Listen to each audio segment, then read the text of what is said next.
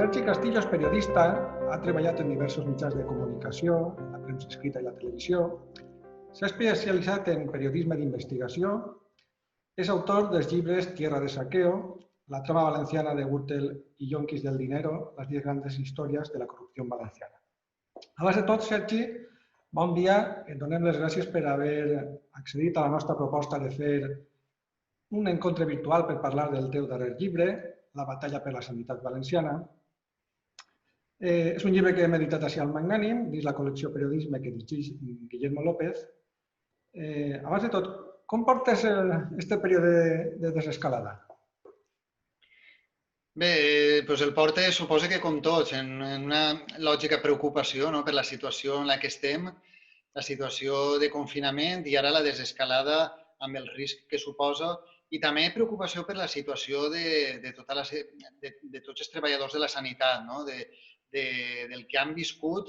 Hem estat a punt de col·lapsar, el sistema, de fet, en algunes comunitats ha col·lapsat i és una situació que crec que hem d'estar tots pendents i preocupats per a que es senten les bases i es posen els recursos necessaris per estar preparats en cas de que hi hagi un rebrot, o, en fi, esperem que la vacuna també estigui pronta, que serà el remei infal·lible. La situació, la veritat és que és prou greu i estic vivint-la, suposo que com tots, en preocupació i també en lo personal intentant tirar endavant i posar en marxa alguns projectes també interessants.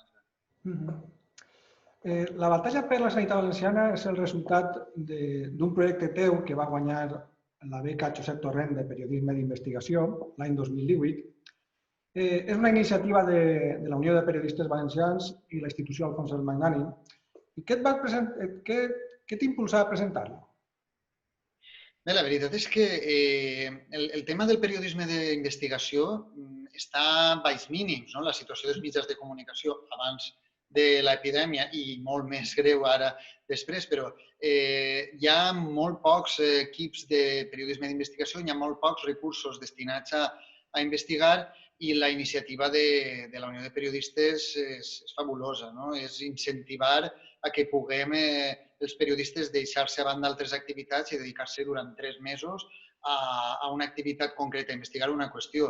I gràcies a aquest acord de la Unió de Periodistes i la Diputació de València, a través de la institució El Magnànim, vaig tenir l'oportunitat de presentar una proposta que era sobre el que havia passat a la sanitat valenciana i tirar-la endavant. I la veritat és que estic molt agraït.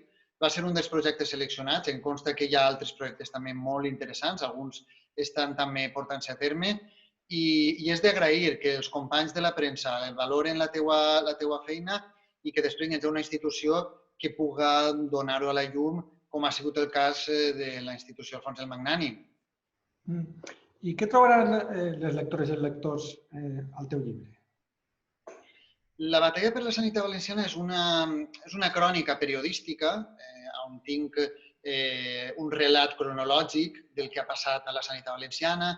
Hi ha testimonis dels protagonistes, tant des del món empresarial com de la política, com de la premsa, en fi, hi ha molts testimonis i després hi ha moltíssimes dades perquè del que es tracta és d'oferir una versió, oferir totes les dades per a que el lector es tragui les seves pròpies conclusions. Jo dic que jo no soc objectiu perquè jo aposto clarament per la sanitat pública, el que llitja es donarà compte de que és així, però sí que oferís les diferents versions, una mateixa realitat pot tindre molts prismes, pot ser analitzada des de punts de vista diferents i crec que això sí que ho conté el relat, la batalla per la sanitat valenciana. I en aquest cas estic molt content per contar en aquests testimonis des del món empresarial, des del Partit Popular, també des del govern del Botànic, des dels sindicats.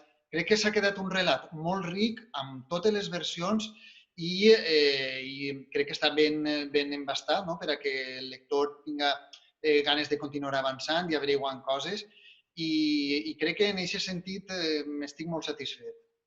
Sí, perquè del teu llibre crida l'atenció el títol, no? El conflicte entre models de gestió de la salut, que és d'alguna manera l'eix, si és realment una batalla, quina seria la guerra? Sí, és una batalla perquè, clar, no podem contar-ho tot. Tot és una guerra i jo m'he centrat en alguns aspectes, tot i que contextualitza quan la Comunitat Valenciana assumís les competències en matèria sanitària a partir de l'any 83, de l'Estatut d'Autonomia, tot el procediment de posada en marxa d'un sistema sanitari propi, no? l'Agència Valenciana de la Salut, i sobretot ens centre en el moment en què el Partit Popular arriba al govern. No? Tot el que va passant a partir de l'any 1995 fins que hi ha un canvi, el canvi del Botànic, el govern del 2015, i es reverteixen moltes de les qüestions que s'havien posat en marxa, des de privatitzacions, subcontratacions, serveis que s'havien posat en mans d'empresaris, i tot això comença, diguem que es tanca aquest camí i comencen algunes reversions. No? I jo m'he centrat sobretot en l'etapa del PP perquè semblava que donava molt de sí. És una part que no s'havia analitzat en el seu conjunt i que té moltíssim interès periodístic. I estem parlant de corrupció, estem parlant de qui són els amos de la sanitat valenciana, estem parlant de fets molt escandalosos que no han arribat a ser corrupció, però que sí que encadenats i posant en el relat un darrere de l'altre sorprenen moltíssim. I així el que passa és que s'havien donat moltes informacions inconexes, no s'havia abordat els temes de forma molt puntual, però no s'havia oferit una visió de conjunt, no? D'eixa batalla sanitària, que per supost que no deixa de ser una batalla perquè hi ha moltes més i tot en el seu conjunt és la guerra, conforme tu preguntaves. I d'alguna manera, en 2008, tu planteges que és un dels punts referencials d'esta batalla, no? Perquè se retira la salut universal amb la crisi i s'apliquen retallades en la sanitat. Com afecta als usuaris de la sanitat pública de fa 2 dècades aquell model de gestió interessant? Sí, el 2008 és un punt d'inflexió per la crisi econòmica, no? Però vegem com la crisi econòmica, el que va passar, quan es va punxar la bombolla immobiliària, tot el que ens va ocórrer, qui ho va patir principalment van ser els ciutadans, els pacients, els que eren atesos, no? Els treballadors. En canvi, així hi ha un lobby molt poderós, que és el que centra la meva història, que pràcticament no va veure de ninguna forma perjudicades les seues ànsies de fer negoci, no? Perquè al final aquesta batalla jo dic que no s'ha lliurat entre models ideològics, no? No estem parlant d'un model, el del Partit Popular, un altre model liberal, un model socialdemòcrata, no. Estem parlant d'una batalla que és exclusivament per fer negoci. És una batalla econòmica on l'objectiu que tenien, que continuen tenint, els senyors de la sanitat valenciana és fer caixa, és fer negocis, és la seva comesa, no? I això no en ningú moment s'ha aturat, ni havent crisi ni sense haver-ne. I crec que quan un llegeix el llibre s'emportarà moltes sorpreses en aquest sentit, no? De com estos grans senyors, estos amos de la sanitat valenciana no han parat de fer negoci. Els perjudicats no han sigut mai ells. Sí, perquè d'alguna manera, i jo em centraré només en una dada per no avançar molt del teu interessantíssim llibre, hi ha un informe que esmentes al teu llibre del sindicat UGT de 2012, on es fa un anàlisi comparatiu del sistema sanitari públic valencià i el seu impacte sobre la salut de la ciutadania. I la conclusió és molt contundent. Segons aquest informe, morien més de 2.700 persones a l'any a causa de les disfuncions del sistema sanitari valencià. I aquesta dada, per exemple, és la meitat dels morts que ha hagut al País Valencià durant l'actual crisi del Covid-19, però per què aquesta situació no genera, d'alguna manera, el que podríem dir una marea blanca, com sí que la genera l'intent de privatització de la sanitat madrilenya? Sí, mira, això és una qüestió que jo també em vaig plantejar i em preocupava moltíssim, no? De fet, quan he escrit sobre corrupció en altres qüestions sempre he deixat aquest apartat d'autocrítica dels valencians, que nosaltres, a diferència d'altres llocs, no hem eixit al carrer en massa, no hem reivindicat, no hem estat lluitant en el carrer per aquest moviment, per exemple, de les bates blanques. No?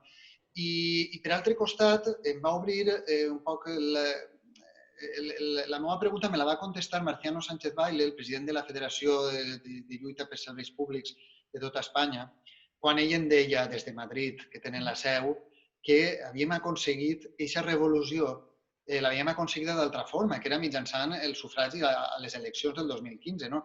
A Madrid, per exemple, ells van tindre una xicoteta victòria quan Esperanza Aguirre va fer una marxa enrere en el procés privatitzador, però després el partit d'Esperanza Aguirre va continuar governant i aplicant les mateixes mesures que havia retirat en part i fins i tot pitjors. No? En canvi, els valencians sí que vam ser capaços de donar un gir a les polítiques de sanitat i les polítiques en general gràcies a exercir el nostre dret al vot. No? Per tant, ahir sí que un poc jo soc dels que m'agrada fer autocrítica, però crec que té raó Marciano Sánchez Baile quan em feia aquell comentari. Al llarg del teu llibre es parla del cas i del model Alzira de gestió sanitària com un banc de proves per a fer-lo extensiu a altres zones de l'estat espanyol. En què consistia aquest model? El model Alzira, del que vam ser pioners, jo no dic que siga ni pitjor ni millor, probablement té algunes coses que són molt positives, no? Però el que més crec criticable des del punt de vista de la meva investigació és la forma en la que s'ha fet, on sempre ha hagut per mig un tracte, diguem, molt favorable a una determinada empresa, a unes determinades persones que casualment estan molt vinculats al partit en el govern.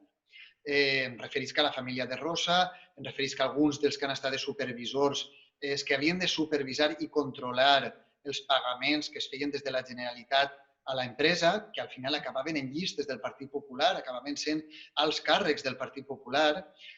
Això és el que ens sembla criticable d'aquest model. No? Al final, el model Alzira és dir, nosaltres, l'administració pública no té diners per a construir determinats hospitals o centres de salut i acordem amb una empresa, ho traiem a concurs per a que ho faci l'empresa privada.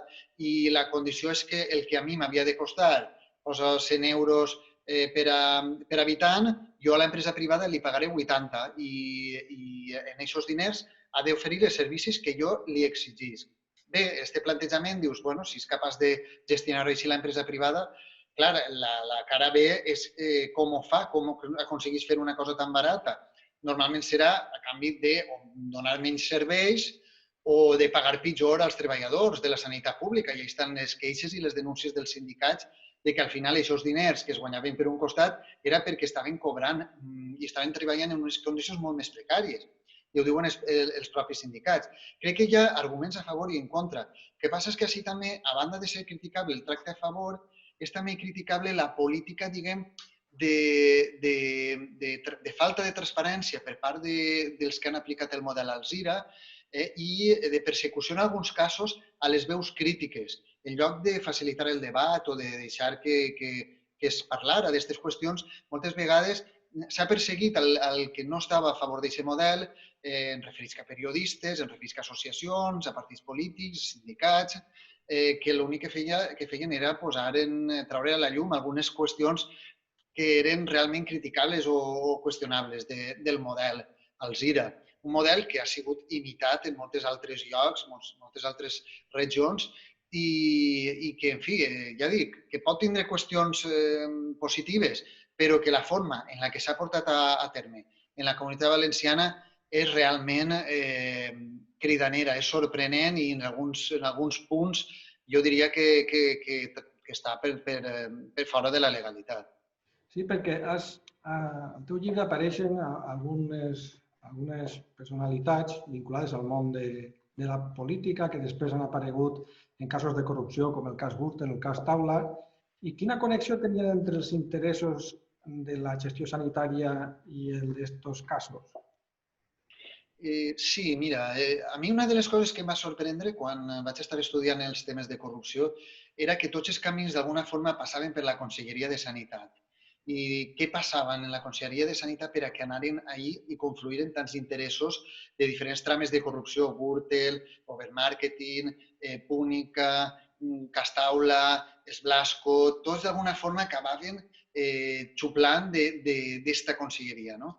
I això em va estirar un poc per a indagar. No? Al final, què passa? Que la Conselleria de Sanitat té moltíssims recursos, té pràcticament un terç del pressupost de la Generalitat Valenciana i que tots els gastos que se'n van, tots els gastos que són per a construir hospitals, per a construir, per a millorar els serveis públics, mai seran qüestionats per l'oposició, perquè suposo que tots estem, és una cosa que està ben vista, no? L'educació, la sanitat, els diners que s'inverteixen ahir són recursos ben gastats. Si aquestes trames poden obtindre contractes d'aquestes àrees, tindran una seguretat, no? O seran d'alguna forma tenen aquesta protecció. No?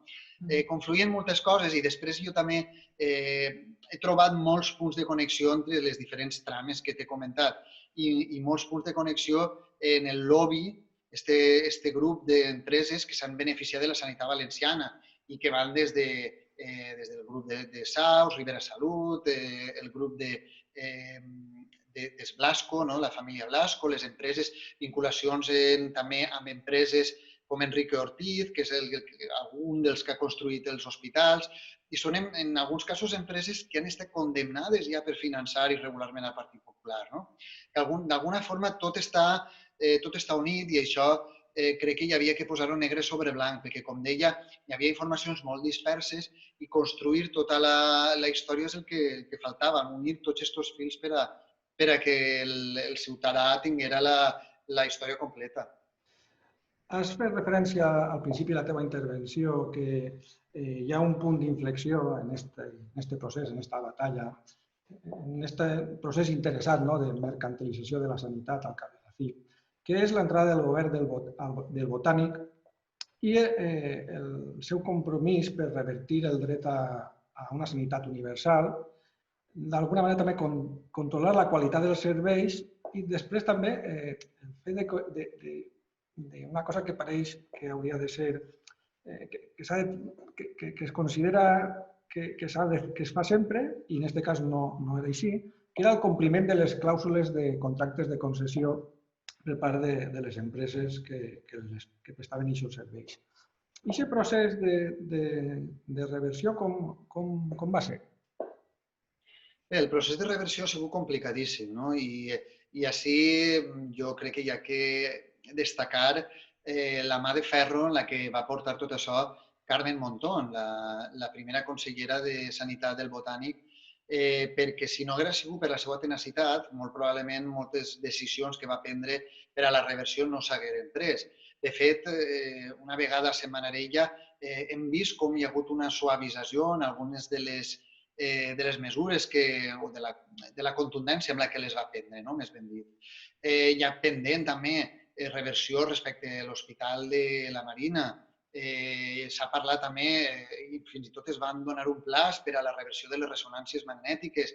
Hi ha moltes qüestions que estan parades. No? Ara està clar que amb el problema de l'epidèmia del Covid-19 no es pot treballar en elles, però sí que hi ha anuncis que s'han fet i hi ha qüestions que no han culminat. I això jo crec que hem d'estar vigilants i hem d'estar reivindicant-ho, perquè és important que aquests compromisos electorals culminen. No? I per altre costat també he de dir, quan feia referència a Montón i a aquesta tenacitat, és perquè va haver tota una sèrie tota una estratègia contra aquests moviments, diguem, de trencar amb aquest passat. No? Va haver maniobres, algunes més clares, altres més oscures, de persecució, d'intentar frenar, perquè no estem parlant, i això jo crec que m'agradaria que la gent que estigui veient tingui clar que no estem parlant d'un negoci de 100 euros o de 1.000 euros o de 100.000 euros, estem parlant de milers de milions d'euros, una factura que jo xifre en el seu total en 10.000 milions d'euros, que són els que s'haurien posat en mans des de l'arribada del PP en este lobby, en este grup tan poderós d'empreses. Per tant, hi havia molt en joc i este canvi que va propiciar la ciutadania valenciana a través de les eleccions l'any 2015 es posava en perill un negoci molt gran. Per això es va muntar a través d'associacions, de bufet d'advocats, campanyes de comunicació, tota una sèrie d'iniciatives encaminades a desacreditar tant el Botànic com a la figura de Carmen Montón, no? I ahí està el resultat d'algunes d'aquestes maniobres. No? Per això jo crec que també hem de ser conscients de lo important que era portar a terme aquestes iniciatives i de desmuntar este búnquer, no?, que d'alguna forma s'havia creat. El teu llibre aparegué fa escassos mesos en un moment en què efectivament quedava manifesta la necessitat d'unes infraestructures sanitàries ben gestionades i també ben dotades de personal per a donar una resposta adequada a la ciutadania. Però en aquests moments de crisi sanitària pel Covid, creus que pot ajudar-nos a fer-nos conscients de com és de necessari conservar un model sanitari públic, gratuït i universal? Per descomptat, és que és fonamental, no?, tindre un bon sistema de salut i que tinga no solament el número suficient de metges i de personal sanitari, sinó que estiguen les condicions necessàries per a fer la seva feina en condicions, que és el que en alguns casos no hem vist, no? És lamentable com en alguns casos hem vist la Comunitat Autònoma de Madrid, no?, o en Catalunya, no?, que al final han sigut les dues comunitats, les dues regions d'Espanya on han patit més casos i s'ha notat que tenien un sistema més precari. Fruit també d'aquest rànquing que la mateixa federació que reclama serveis públics en la sanitat, la FASP, situava junt a la Comunitat Valenciana a la cua, no?, en l'època negra de les privatitzacions, no?, i de la inversió en sanitat pública. Per això jo crec que hem de canalitzar tota aquesta energia, aquests moments de les 8 de la vesprada, aquests moments d'eixir a aplaudir als balcons, ho hem de canalitzar per a controlar el poder públic i exigir-los que doten els serveis sanitaris d'allò que necessiten. I parle de mascaretes, parle de batoles, en fi, de tots els recursos necessaris perquè puguen fer la seva tasca amb garanties suficients. I aquesta és la lectura positiva que vull fer d'esta situació. No? És cert que també hem afrontat la situació millor a la Comunitat Valenciana ara que ho ha pogut fer la Comunitat de Madrid o la Comunitat Autònoma de Catalunya gràcies a que s'han aplicat ja uns canvis, no?, respecte al model privatitzador que portàvem en marxa. I hem d'estar vigilant perquè això no torni enrere. I per últim, Sergi, aquesta pregunta te la faig com a periodista. Com esteu vivint els periodistes aquests moments d'emergència sanitària i també de necessitat de rebre informació veraç i de qualitat? Quina és la realitat del periodisme en aquests moments? Bé, el periodisme està travessant moments molt complicats, s'afegeixen ja moltes crisis. Portem la crisi que no s'havíem recuperat, la crisi del 2008, de la que hem parlat abans. Ara sumem una nova crisi per la baixada d'ingressos publicitaris. No? I la veritat és que sense periodisme no hi ha democràcia.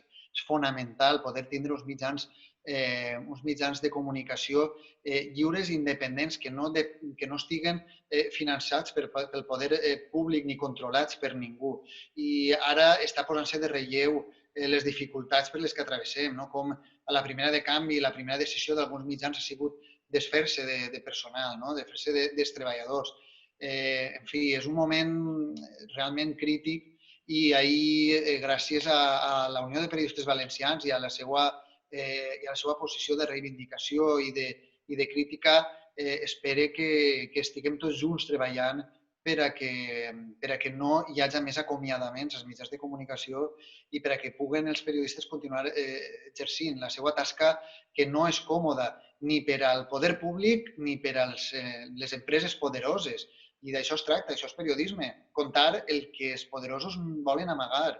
Jo crec que he fet la meva xicoteta aportació, he posat la meva pedreta, no?, en la batalla per la sanitat valenciana, però jo vull destacar la tasca que estan fent en condicions molt precàries. Molts dels meus companys en mitjans que estan pendents d'un fil, no?, que no saben el temps que podran mantindre's en actiu i crec que hi ha que aplaudir-los, hi ha que animar-los a continuar i també a entitats com la institució Fons del Magnànim per ajudar-nos a divulgar tota aquesta tasca. I jo sé que el meu treball és una pedreta, però esteu fent una molt bona tasca a través de la col·lecció de periodisme i aprofite per a felicitar a Guillermo i a tot l'equip del Magnani.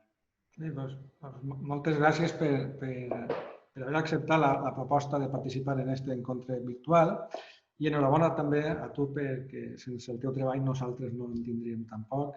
Esperem que el teu llibre tinga la rebuda que es mereix i recordeu, la batalla per la sanitat valenciana de Sergi Castillo, si voleu més informació, podeu veure-la al web del Magnani. Vinga, adéu, Sergi. Adéu.